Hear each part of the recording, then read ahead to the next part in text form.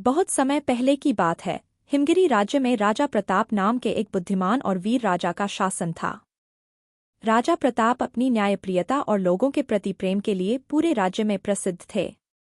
उनके राज्य में सब कुछ अच्छा चल रहा था, लेकिन एक दिन उनके दरबार में एक रहस्यमय चित्रकार आया। चित्रकार ने राजा प्रताप को एक सुंदर चित्र भेंट किया और कहा, महाराज, यह चित्र साधारण नहीं है। इसमें एक गुप्त संदेश छिपा है। यदि आप इस संदेश को समझ सके तो आपको एक महान खजाना मिलेगा। राजा प्रताप ने चित्र को ध्यान से देखा। चित्र में एक घना जंगल, एक ऊंचा पहाड़ और एक शांत झील दिखाई दे रही थी। चित्र के नीचे कुछ संकेत लिखे हुए थे। जहां सूरज उगता है वहां से शुरुआत करो। जहां नदी और पहाड़ मिलते हैं वहां खोजो। जहां झील का पानी सबसे गहरा है वहां अंतिम सत्य छिपा है। राजा प्रताप ने इन संकेतों को समझने का प्रयास किया और अपने सबसे विश्वसनीय सलाहकारों और सैनिकों के साथ यात्रा पर निकल पड़े। पहला संकेत, जहां सूरज उगता है।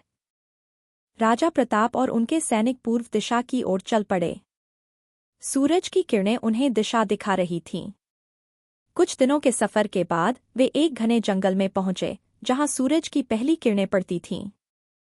वहां उन्हें एक पुराना पत्थर मिला, जिस पर एक और संकेत खुदा हुआ था, उत्तरी सितारे की ओर बढ़ो। दूसरा संकेत, जहां नदी और पहाड़ मिलते हैं। राजा प्रताप ने उत्तरी दिशा की ओर यात्रा जारी रखी। कई दिनों की यात्रा के बाद वे एक स्थान पर पहुंचे जहां एक नदी और पहाड़ मिलते थे। वहां उन्हें एक छोटी सी गुफा मिली। गुफा के अंदर एक और संदेश मिला, झील की गहराई में देखो।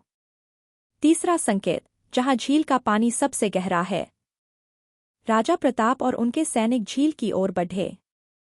झील बहुत ही शांत और सुंदर थी, लेकिन उसकी गहराई को समझना मुश्किल था। राजा ने झील के चारों ओर ध्यानपूर्वक देखा और झील के बीच में एक चमकती हुई वस्तु को देखा। उन्होंने झील में डुबकी लगाई और उस चमकती हुई वस्तु को बाहर निकाला। वह एक सुनहरा ताबीज था, जिसमें एक संदेश लिखा था, जिसने धैर्य, साहस और बुद्धिमानी से यह यात्रा पूरी की, वही सच्चा खजाना है। आपके राज्य की समृद्धि और खुशहाली आपकी सच्ची संपत्ति है। राजा प्रताप ने उस ताबीज को पहना और समझा कि असली खजाना उनका राज्य और उनकी प्रजा की भलाई है। उन्होंने वापस लौटकर अपने राज्य की देखभाल और सुधार में और अधिक मेहनत की। उनका राज्य और भी समृद्ध और खुशहाल बन गया। इस कहानी से हमें यह सीख मिलती है कि असली खजाना बाहरी वस्तुओं में नहीं, बल्कि हमारे कर्तव्यों और प्रेम में है। धैर्य, साहस और बुद्धिमानी से हम किसी भी कठिनाई को पार कर सकते हैं और सच्ची सफलता प्राप्त कर सकते हैं।